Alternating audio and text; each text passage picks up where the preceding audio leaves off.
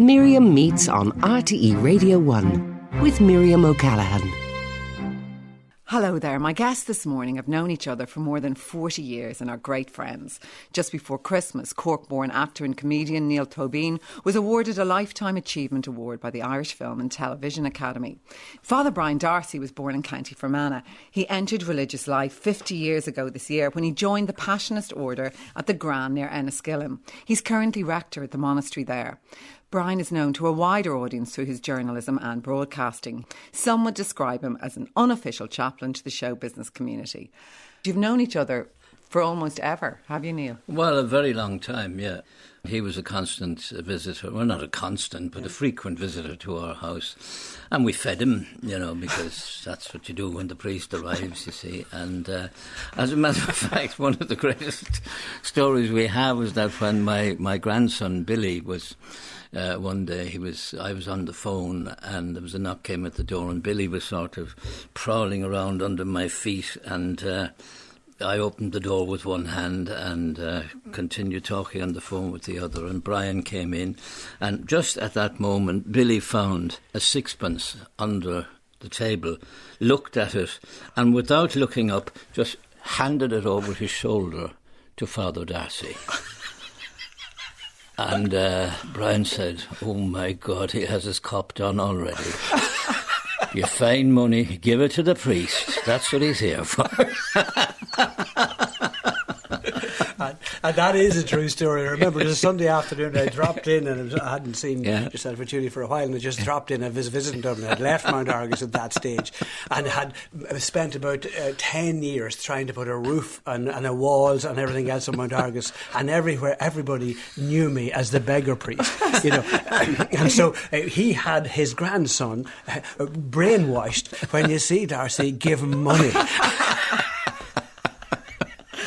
Can you remember the first time you met Neil? No, my first time meeting Neil was Neil was on stage and I was in the audience, and I've always been a huge fan of his. And then I used to meet him actually coming up to Mass. I don't think he'd like me saying this, but I was parish priest in Mount Argus for years, and Neil was our most distinguished parishioner in the whole place. And indeed, for many years, read the Irish lesson at Mass. And in the audience was people like Jack Lynch and Taoiseach Jack Lynch, who came to the same Irish Mass. And indeed... and Jack Lynch made me come in and said, "There's the one that they let you in here at all." And he was a lovely man and a good friend of yours. Well, he was a neighbour of ours. His aunt was our next door neighbour in Cork, when I was growing up. So yeah, I mean, he could take any liberties he liked with me. He knew too much about me anyway. Because, of course, the interesting thing is, although, as Brian says, you went to Mass a lot, at the same time you were probably doing your incredible satire about, criticising clerics in a way. Yeah. You did a famous Old Testament, didn't you? It's one of the great things Neil ever did. Now, I don't think he's going to tell you, but I think the man he based it on used to say the Irish Mass in Mount Argus. He was one of those sort of tribal northerners who spoke Irish with a very northern accent like that. And Neil, I remember saying this to Neil in one of our first conversations. I know who you're imitating in that. And he didn't deny it then, and he's not likely to deny now. But Wesley Burroughs wrote a lovely thing for him about, the battles that used to go on in the Old Testament. Lo, it came to pass that the tribes of Gob rose up and fell upon the tribes of Gath and slew them, and brake their bodies and raped their women and ate their children and took their bodies and burnt them. And the tribes of Gath, being sore afraid, rose up and cried unto the Lord God, who is merciful, "Wherefore, O Lord, have we been smitten by these tribes of Gob?" And the Lord God, who is merciful, said unto them, Ye have been by these tribes of Gob, because I forget what that is, but anyway, it goes on, and the tribes of Gob, and finally, no, Lord, they have smitten us again. And the Lord God, who is merciful, said unto them, for he was weary, Have ye not thought of smiting them back? And the tribes of Gath rose up and fell upon the tribes of Gob and smote them back and slew their camels and ripped their women and ate their children and brake their bodies. And the Lord God, who was merciful, saw it and was pleased. No, you see, that was wonderful. And that's why I think the man's an absolute genius. And I haven't done that for 30 years. I know, thanks a million, because that wasn't planned. No. So is it just somewhere in the back of your brain? It's somewhere there. Well, I mean, it's one of the things that would come back to me anyway, because it used to corpse the place. I mean, I wouldn't be able to go on for another 3 minutes. And it wasn't. I remember the first time you did that. It was in a show that you did in the Gaiety Theatre, probably the early days of your one-man show, coming direct in from RT and rep and all that. And you stood there with your Dickie Bowen black tie and all the rest of it. And this just came out. And I thought it was one of the funniest things I had ever seen in my life, because it's actually, the Old Testament is a bit like that, you know, but it's just taken the Old Testament. And only Wesley Burroughs. Actually. Wesley Burroughs. Brilliant writer. Who wrote the Riordans, etc. And Glenn Rowe too, I think. Wesley wrote wonderful stuff. Wonderful stuff. But it was just so good. Did you ever think of smiting them back? You know, I just thought that was better. And you were saying to him that Niall used to tell stories that were maybe criticising priests. I don't think I ever heard him tell a story that actually criticised priests. He made fun of our foibles, which is a quite different thing altogether. And, you know, people can be very critical without being didactic in their criticism. But Niall was always, I mean, if you looked at him, you began to say, I hate him because he's right. But of course, you would have been doing this at a time when not everybody criticised the Catholic Church. I mean, to be honest, like, it was a very conservative, very deferential society when you were doing those kind of skits. Oh my God, I went through a hell of a time, I can tell you. I mean, I was regarded as, the Antichrist, and I've had a collection of all the county councils that denounced me and so forth. And would that mostly be, Neil, around like Time Now, Mr. T? The programme, you did that with Owen Harris, didn't you? And Wesley Burroughs and Miriam O'Callaghan. Yeah. Was that the show, in a sense, that maybe would have caused you a lot of criticism for being satirical? You know, I had a lot of personal discomfort over it, but I remember one time Jack Lynch, who was a neighbour of ours, he was Taoiseach at one time there, while I was sort of on the I was going to say on the game, but another part of your career. But he sort of said to me, "I see you're getting it tough." He says, "All the Holy Marys are at you." But like, it was interesting. You grew up beside the Bishop's Palace in Cork, didn't you, Neil? Tell me about your own childhood, about where you grew up and what your parents were like. Well, my father was a very peculiar and eccentric man. He was a very good man. He was very fanatical. He never spoke English to anybody until it was absolutely necessary. He was very stern in many ways, but he was very humorous behind it all, which was his saving grace, actually. What did your father do, Niall? What did your father do? He was a teacher in the School of Commerce in Cork, and he taught, oddly enough, he taught English and Irish, and he was very eccentric in ways. He used to do breathing exercises, and this is true, and I'm not mocking my father, but he'd come on and go, "Oh," and all the crows would fly out of the garden. The neighbours did come to the conclusion that he was slightly eccentric. And so did the crows, obviously. But did he give you some, maybe, of your ammunition or your love for mimicry and satire later? I mean, where did you get that talent from? Was it the Kerry relations? I don't know where it came from, really, but it was that I did have a big range of people. For instance, we were in an area, it was a road which was very respectable. You see, Cork was expanding a bit at the time, and we had some very, very distinguished neighbours, and a society that was growing and becoming a bit more. What's the word? Cosmopolitan? Well, no. Avant-garde? No, richer, actually. Richer, okay. And... but didn't you have some Kerry relations that yourself and your brother used to mimic? Yeah, we let's had, be honest. That's right. Tell me about that. Oh, we'd go down to Kerry and... Like, to us, I mean, it was just hilarious, all these Kerry people talking like that, He said, did you hear the accent of your men? They talk so funny down here, don't they? You see, that's the genius of the man. Like, most of us, Kerry and Cork, are not that different, you know what I mean? But his brilliance of so that, we'd been able to do that. Yeah, but my brother Colin and myself, we'd be me, he was only just 2 years younger than me, and we were a right pair, And I know we'd be upstairs in bed.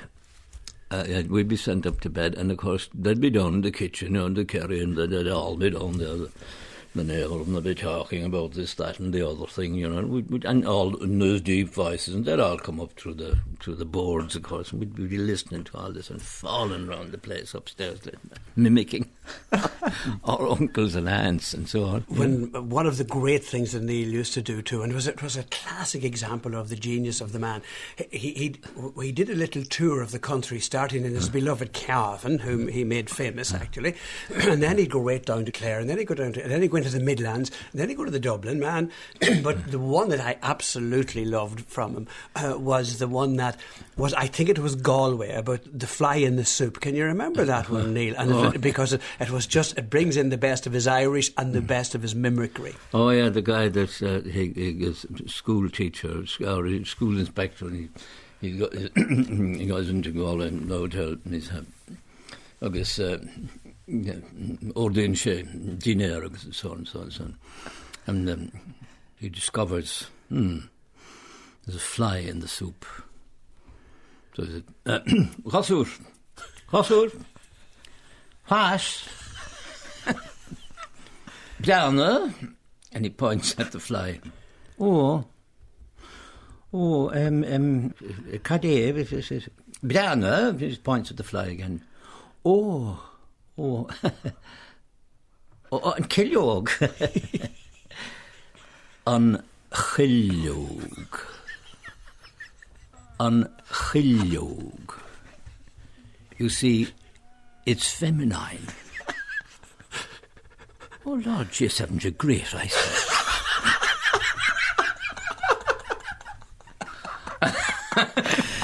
Well, that was the simplest thing. Well, that is to slay audiences. I mean, anyone who knew Irish they were completely corpsed, But that sort of thing came to me in a way because of my fluency in Irish, and so that I could turn that into what turned out to be hilarious, rather filthy joke in a way. And I would get away with it. No, it was great. But listen, wasn't there another joke talking about that you love about Cavan? Oh, well, I'll never forget this. I had left Dublin at this stage, and I was up back in Enniskillen, and I saw that the Sleeve Russell had just opened, and the Sleeve Russell, as you know, you just came round the corner, and all of a sudden there was this amazing thing sprung out of the wind bushes, and it was the wonderful genius of Sean and Patricia Quinn who did that, and it was lovely to see it. And the first night they opened for a major concert, who did they invite? Only the man who had always talked about the main Cavan people. They invited him up to open bastards, it. Well, you could say that, I can. And so they invited him. It was a stroke of genius. The man that was always criticising Cavan. Now, Guy, how are you going to criticise this? You see? So and I went up to see, and I spoke to Niall before it, and he was a bit nervous about how they might receive him or might not receive him. The place was full of the best of Cavan in that night. And he comes out on the stage and they introduce him, and it's just a warm enough sort of applause, but nothing brilliant, And he comes out on the stage and he sticks the two hands deep in the pocket, and he walks to the centre of the stage. There was nobody else on the stage than himself, sort of well dressed. He puts the two hands deep into the pocket. He looks at the fantastic chandelier at the back of the hall. He then looks at the wooden panelling on the side of the hall. He looks then at the lovely carpet, and he looks at the soft seats and the well adorned people on the seats, and he looks then finally, at a beautiful big chandelier above him on the stage, an expensive £1,000 chandelier on the stage, and he looks down and he says, then after about a minute of looking, he said, so this is what you were saving for. And the whole place just erupted. And he became an honorary Cavan man that night. But when you were doing the Cavan accent, what did you do with your mouth? Because you could get a Cavan accent better than a Cavan man. Well, I don't know now. I'm not going to give away the secrets of my trade, and that's for fair. You can go and invent your own.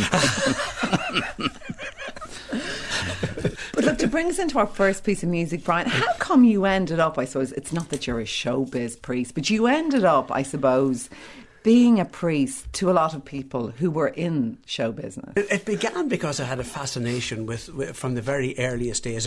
I was brought up as a young fella by going to see show bands. And I remember seeing, when I was about 14 years of age, Brendan Boyer and the Royal Show Band in 1959 in the Town Hall in Enniskillen. And I saw Tom Dunphy, God be good to him, doing all the great country songs. I saw Brendan Boyer coming out as Elvis. And I was hooked from that day on. And then I went to school with a lot of guys in Noma, like Brian Call of the Platinum and Frankie McBride of the Polka Dots, also the Clipper Carletons and the Melody Aces and Gene Turbin and Shea Turbin, all the boys of the Melody Aces.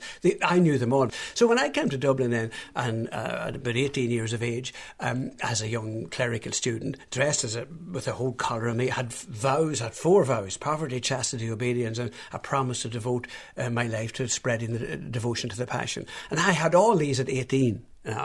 Forever in my life, you know, and I just didn't, and no, I didn't realise that, and was young. And my mother died then just very shortly in that, when I was the next year. So I was lost in Dublin, really, and I was sent to university that I didn't want to go to, but, you know, because I just wasn't good enough to be in university, I thought. And on Thursday evening we had a day off, and what happened was, in Mount Argus we could go out all right on bicycles, but we had no money, ever. We were never given money. So there was no place you could go, only up the road or down a cycle. And a collar, you still had to go out with your Roman colours. What the hell, where the hell you were this mini priest? And I used to go down to the Belvedere Hotel. Because the bands used to stay in the Belvedere Hotel, and I'd get a free cup of tea off the bands in the Belvedere Hotel, and I'd have a chat with them. And then other bands came in. So by the time I was 2 years a student, I knew every show band in the country at that particular stage. And they saw me as a non-threatening guy who was just simply a friend who was interested in the stuff. And that's how it came to be. I then began writing for it in 1966 when Albert Reynolds asked me to write for a magazine that he had produced with the late Jimmy Malloy and Eddie Masterson, God be good to them all. And Albert asked me to write for it, so I wasn't allowed to listen to a radio or ever see a television or read a paper. And I was in university trying to be educated and not allowed even to speak to anyone other than my members of my own class. You were not allowed even to speak to other clerics. Did that not drive you mad? Well, of course, if you obeyed it, it'd drive you mad. But who sort of thought up this regime? That was the regime that was in there, Neil. That's the church that you were always talking about, and it was the church of secrecy and the church of awfulness and the church of saying that the world was bad, and therefore if you were going to be a priest you could not have anything to do with the world. I could never understand how I was supposed to preach or talk or help people that they forbade me to listen to see what they were, and I never bought that. The show band and the show business people taught me that, because every night they go out, they have to face the people, and the sheer horror of having to face people every single night, and your future depends on how they react. Now that does something to your vulnerability. That always struck me. What's the purpose of a person in show business? A person in show business has one purpose in life: to make life easier for others, to entertain them, to make them laugh, to forget their troubles, to be people that they can enjoy themselves and be themselves. I don't know of any vocation in life is that as good as that. And I have enormous respect for people in the business, because I learned humility, vulnerability, and an ability how to work hard at your craft to make sure that you always respected the person in the seat in front of you. Let that be a church or a theatre or a dance hall. And it leads us to our first piece of music. You love the Tony Bennett, I Left My Heart in San Francisco. Yeah. Why do you like that, Neil? I saw Tony Bennett 3 times in different in different locations doing his stuff.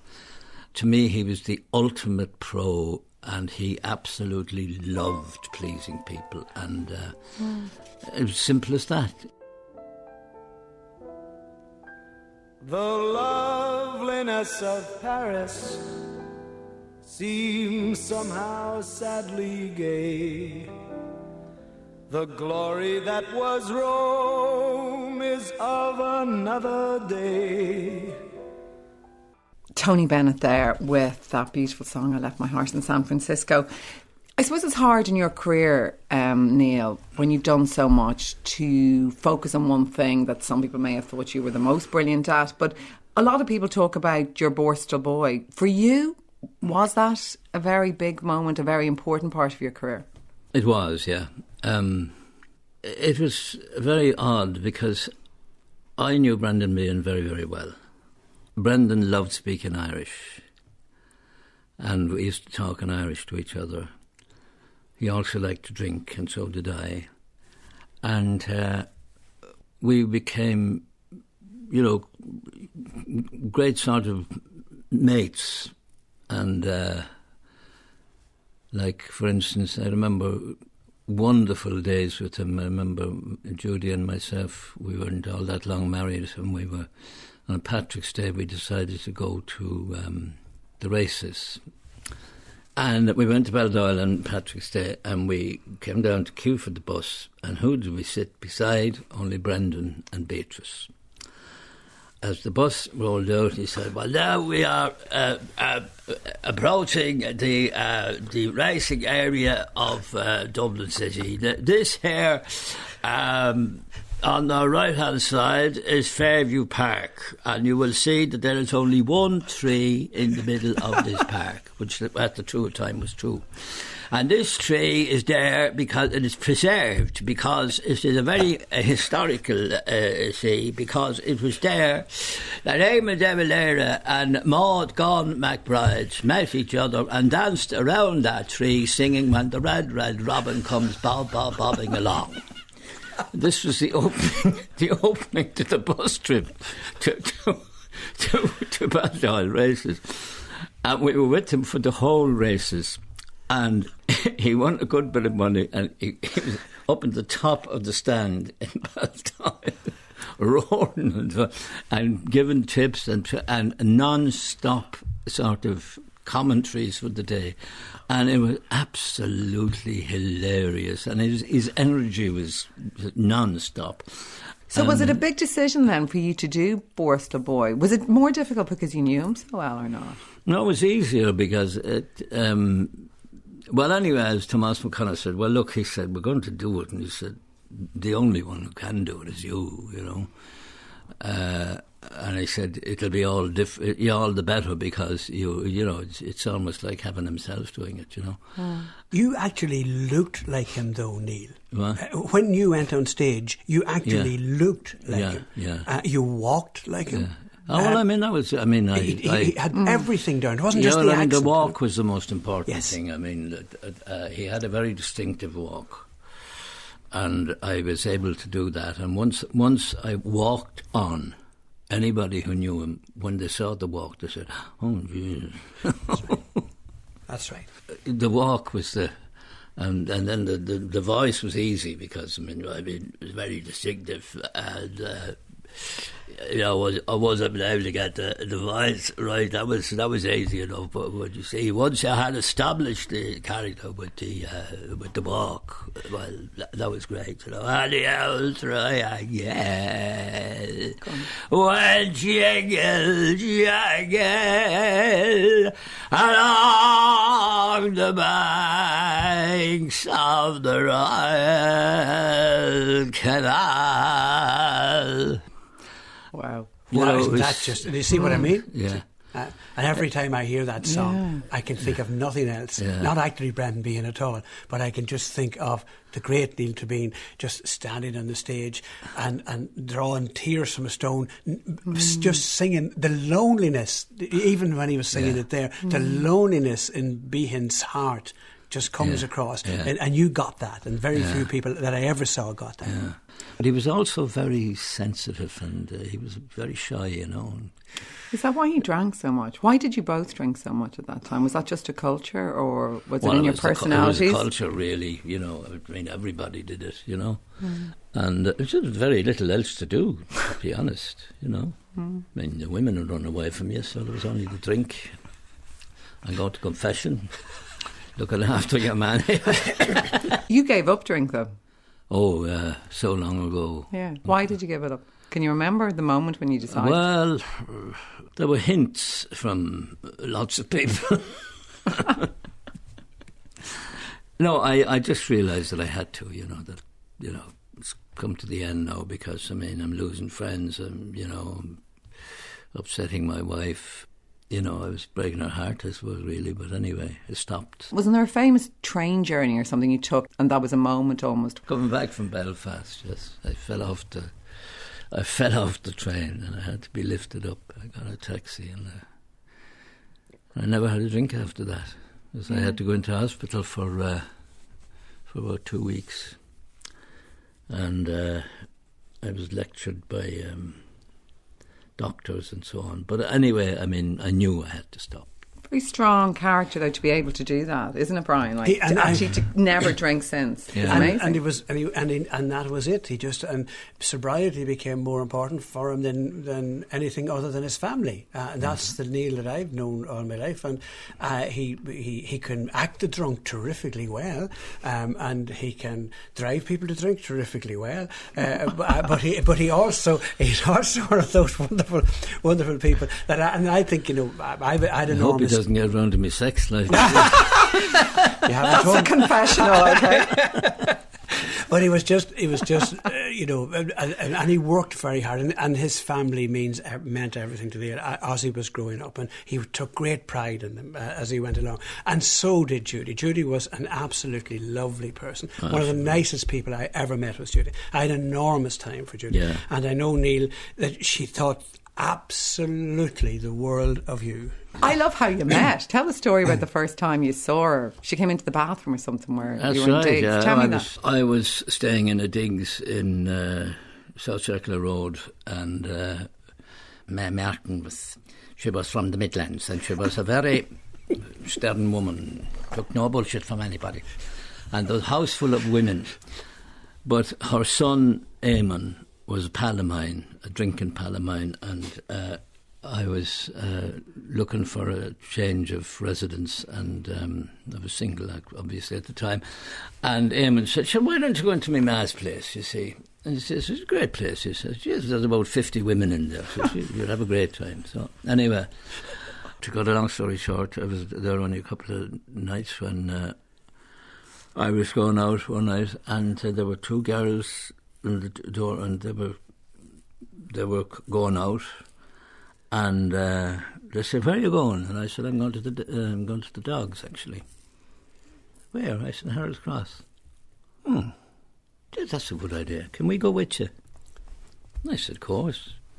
And that was how I met my wife, and I made a date with her for another night, and we stuck together and we got married and so on, and that was how I met her. And on that note, we're going to take your Puck Abuela. You like this piece of music by Sean O'Shea? Yeah. That song at one time was really very, very popular, and it's a great old song, and it reminds me of an era of sort of very sportive, very sort of loud and jolly. And there was a kind of a brightness in the country and in the air at that time. You know, and it looked as if we were, you know, on the up. You know, it was a time of great, well, I wouldn't say great joy, but optimism. There was a kind of an upbeat feeling around that time. And the pride of being in Irish and what is Irish, and Puck Abuela is essentially Irish. Well, maybe that's exactly what we need right now. Yeah. Mochwaldom sheer condra divora, pikem voits medal mihil, ke kasviram e gomarkoi, ach Hogan Cronus Buille, Hallelujah, Hallelujah, Hallelujah, Hogan Buille, Hallelujah,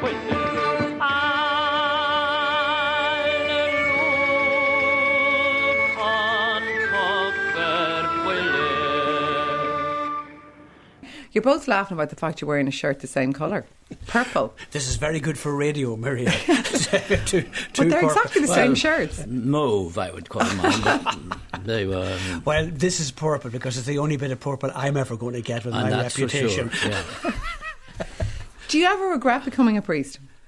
Oh, no, I never regret becoming a priest. I often think of leaving, or have often thought of leaving. I never regret becoming a priest at all. Never, ever. Your mother didn't want you to become a priest? No, my mother never didn't want me, nor neither did my father ever want me to be a priest. You never got promoted either, you know. Which is a good thing in it, it's its own good self. I assume that's because you're too outspoken. No, it's because I haven't the ability. I assume that's because he was too outspoken. No, it's not really because I associate with the wrong sort of people, like Niall, Toibin, etc., etc. And who wants promotion? What is promotion? You never joined that. My mother wanted me, if I was going to be a priest, we went to Knock and she prayed for me that if I wanted to be a priest, I was to be a priest that helped people. That's what I've tried to do all my life. Not very successfully, but I've tried to do that. And that's what I think of being a priest is. So I've never regretted becoming a priest. Maybe like that. she worried because she knew her son and thought, I suppose if you look at Niall now, he's got his children, he's got his grandchildren, and you, I suppose, haven't got that. It can be a lonely life as a priest. Well, it is. I mean, there's no point in joining it at the present regime. Anyway, as you particularly know, I have said on many occasions, I don't think priests should have to be celibate. I don't think that's part of anything other than a discipline to keep guys subordinated and suppressed. I think that's the whole point of that. I don't think there's any value in that. If somebody wants to choose to be celibate for the rest of their life, that's different. But to impose celibacy is simply not arguable and never has been arguable and still isn't arguable. But it is part of the life now, and if you want to be a priest, that's the way you have to do it and that's the way you have to remain. And that has its own implications. I think it has its own implications. It means that you have to deal with loneliness, because if you don't deal with loneliness, it deals with you. And how do you deal with loneliness? It changes with the years. When I was younger, it was by going out to dances and going to shows and going to that sort of thing and mixing with people. Did you ever fall in love? A couple of times. Well, once essentially, once really. Did you think about leaving for that person? I did, yes. But it was not possible at that particular time. Any regrets about that? No, it would have been great had it happened. It would have been lovely if it had happened. It didn't. So I have this idea that you try to do God's will as best you can. And I think that's an indication to me now that my job is here. I'm sure I would have made a terrible husband and father, actually, because I don't think that's true. Well, I think I would. I'm not sure that I would have had that sensitivity and ability just to devote yourself to something. I'd love to have. I might have had younger. Don't ask me. But at this stage of my life, no, I wouldn't have thought that was possible. So what I do is, at this particular stage, is I try and be terribly honest and have an integrated life. And I don't have to put on an act for anybody. What you see is what you get. And I don't know where it'll end, and I don't care. Life is a journey, and you do your best for each step of the way, and you have sort of to be able to look yourself in the mirror and say, I may not be great, I don't have to be great, and I don't have to be perfect, but I'm as good as I can be today. And that's all that I have to say. You have very good day. friends, though. Even, for instance, Niall Toibin. Yes. I didn't realise, for instance, he was such a close friend of yours. But you have made a lot of close friends. I made a lot of very, very good friends, and I think all of them would say is that that they would have had doubts about me at various stages. What's he doing around show business people? And I simply admired the craft in others. There were other priests very associated with show business people, and as soon as the show business people got into trouble, they were gone. And the guys would always say that you stuck with us anyway. And I think that's the only thing I have in my favour. For instance, Niall, as friends, close friends, did you find him, don't make me laugh now, but did you find him of comfort, for instance, when your wife was dying? Yes. You did? Yeah. Okay. I mean, he was a very, very good friend to Judy. He really was. And he was a great comfort to her. And you know, I have great respect and love for Brian. I mean, he's been a very, you know, very good friend to the family always, and a good pal to me. And, you know, I've great regard for him. Love to see him. It always cheers me up. And likewise for me. But how do you comfort, I suppose, somebody like Niall? We all face it, people who we love die. Like, I find that must be very difficult for you, because what can you say to Niall to make him feel better about losing the love of his life? Well, the less the better. Yeah. What you say, the less the better. I mean, I think it's being present with people, listening to people, not expecting them to be in a particular way, to experience anger, to experience fear, to experience love, and just to be part of them. And all that is the sacrament. It's not, if you're not coming with something, putting on stoles and putting on a show for people, you know, that's irrelevant, actually. Did you find it lonely being a widower? Did you find it very hard when Judy did die? For a while I did, yeah. It took quite a while to get used to it, you know. But, you know, I don't say I was glad when she died, but I mean, I was relieved because she was in dreadful agony and pain and so forth, and it was just a relief for her and for me and for everybody that she went. She went through a very bad time, and she was wonderful, very brave woman, and she was great fun. She was a great crack. And she was. She was a howl, an absolute howl. You know. And she loved Niall Toibin. She loved Niall Toibin. She loved the performance of Niall, you know. Yeah. Not because it was a performance, but because she just loved fun. And she was just a she bright, was lovely, religious woman. Right. She was a howl. And would you try and make her laugh, for instance? No, yeah. Up to the end, even like to try and... No, yeah, when she was very ill, I'd be trying to make her laugh, you know. And as actually... You know, this is very sentimental now, but it's actually true that one time when she was very, very ill, and I said something and she laughed, and she said, "Oh God," she said, "I love you because you make me laugh." And it broke my heart, actually. It was... And it was a lovely thing. I mean, it was true, but I mean, it's just...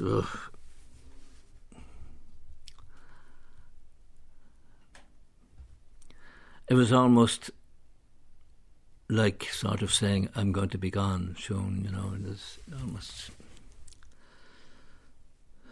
But she was a great, great lady. An absolutely wonderful person. And that is true, you know, because even when you'd be talking to her, she'd be saying, "Ask next time you're talking to Niall, ask him about that." Or "No, he's writing something great now. I can't tell it to you, but he did this for me yesterday." And she said, "I was falling round the place at dinner time." Isn't that right? She would, you know, yeah. Especially when you were writing your book. Yeah. Then I presume you used to give her little performances. No, I did, yeah. She loved to know what I was doing. You'd have to be let in on it, which she always was. And when I was writing the book, she'd read out bits for me, you know. And she might suggest something improper.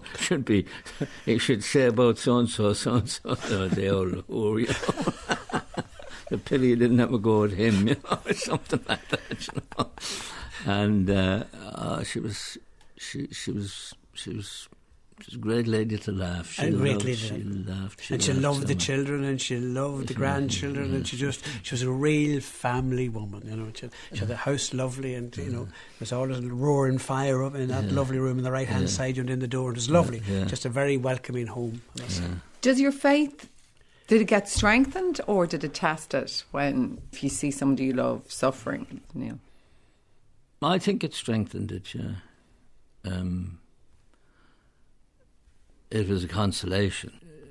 Judy was very, very... I'm not saying she was very religious, because she could F and blind like a trooper, but she was a really holy person, yes. You know. And she was also very frank, you know. You were never left in any doubt as to, you know, what the story was. So we were never kidding ourselves or each other, which was good, you know, especially when she became ill, it became quite obvious to me that, this is the end. It might be protracted, but that's it. You're lucky to have had that true love in your life. Oh, was, very. Yeah. Undeserved, but there you are. That's the way it goes. She was an avid bridge player, that was her passion, was bridge. And when she was dying, she said to me one day, she said, God dealt me a lousy hand, that. It was the only time she ever complained, but that was she put it in terms of bridge, He dealt me a lousy hand.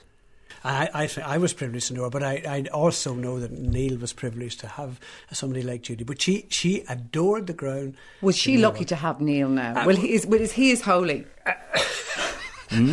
Yes. Well, when Mount Argus was reopening, and Cardinal O'Fee came down to say the mass, you see, and I got two people that I thought that had helped in the thing to do the readings in that day. The first was Mike Murphy from RT, who had been an altar boy in Mount Argus. Then the other one I got the second reading to do was Mr. Niall Toibin. He read the second reading from St. Paul's letter, and I always remember Cardinal O'Fee came up to preach afterwards, and he said, I had intended preaching on the second reading, but it has been so well read by Niall Toibin that there is nothing left to say. And for a cardinal to say that, whether he's holy or not, I can only quote the cardinal. You could have been a very good cardinal, Niall. Actually, you played a lot of priests in your career. You played a cardinal too, didn't you? You were the priest in Brideshead. You were Father McNally in Ballycas's Angel. That's right, You've been a lot of priests, actually. Oh, an awful lot of priests, yeah. Would you think you might have made a good one, priest? I don't think so. He could act a good priest. When you look at our array of politicians today, and obviously you did all that satire with Owen Harris, Wesley Burrs, Miriam O'Callaghan, do you ever look at them now and think, oh God, I'd love to be maybe slightly younger now and have a lash at all of these this shower? I think it's gone beyond laughter, I think. It's just so sad now, I think. I don't think anybody knows where we're going. I can't think of anybody that I would admire even, Do you mimic them all privately when you're with your kids at home? No, I don't. Not anymore. I've given up on our beloved country, I'm afraid. I mean, I don't know. I don't think we know where we're going. I don't know. Have you really? Why? There seems to be no radicalism left at all. Everybody is kind of... You need somebody to come out and roar, and condemn everything and liven people up and so forth. I think Niall has a point. I think radicalism is the right word. Because Niall, being a Latin scholar, would know that radical comes from the word radix for roots, and it's from actually taking things by the roots. But I think the same is true for religion. There aren't any radicals left because they've been silenced, basically. And the whole of society has got sort of evened out at the present time. And who rules us anyway? Are we Europe, or is it Britain, or is it Jedward, or is it the X Factor? Where does it come from? And where's our culture anymore? What are we proud of? I mean, I've sat with Niall Toibin in the boxing stadium watching Bernard Dunn, and that was passion for him. And a young fella come up and could do it. Barry McGuigan was the same for me, right through it. Maybe the soccer team, maybe the Dubs, I think, did a bit for us by winning. So we have something that only comes to the top every now and again, but how do we let it out? Because people are so worried about their future they can't even laugh about the present. I think it's a massive thing that we have got to look on to get our pride back in who we are and what we are. But how can you get your pride back if somebody else owns you? And in religion, it's Rome owns us, and in politics and in the banking world, it's Europe and a crowd of awful bankers. I mean, could you imagine yourself being in hock to anybody worse? What would a Calvin man do? Sum it up for us as we end our show. I don't know, I suppose. he'd make sure to put his wallet in his back pocket and get out of the bloody place as quick as he could. Never mind the dinner in the drawer. Oh, well, I suppose Hope will come back sometime, but even if it's only Bob Hope. But there are little signs of it around the place, little signs of hope around the place, that there are a younger crowd of people who will not be, who will not be in hock to anybody. And I think I never give up faith in people. I give up faith in institutions practically all the time. But eventually people will come through. On that note, we're going to leave. It's been my pleasure. Brian, we're going to close in a piece of music, a song you love, a Mary Black song. Mary was a neighbour of both of ours. Yeah. She's a wonderful singer, a lovely person. Yeah. And the O'Reillys are great. We're great too. Nobody sings so well as Mary. This lovely poem, really, by Steve Cooney, which says, "Bless the road." And Neil has blessed mine. I hope in some way I may be blessed his. And I hope we have a blessed road together. Niall Toibin and Brian Darcy, thank you both very much. I hope you stay friends for the next 100 years. My thanks and sound today to Noel Roberts, to my producer Eileen Heron. We're here at the same time next Sunday. And of course, if you want to listen back to any of the RT programmes, including this, you can listen back on the RT radio player. For now, though, let's go out listening to Mary Black.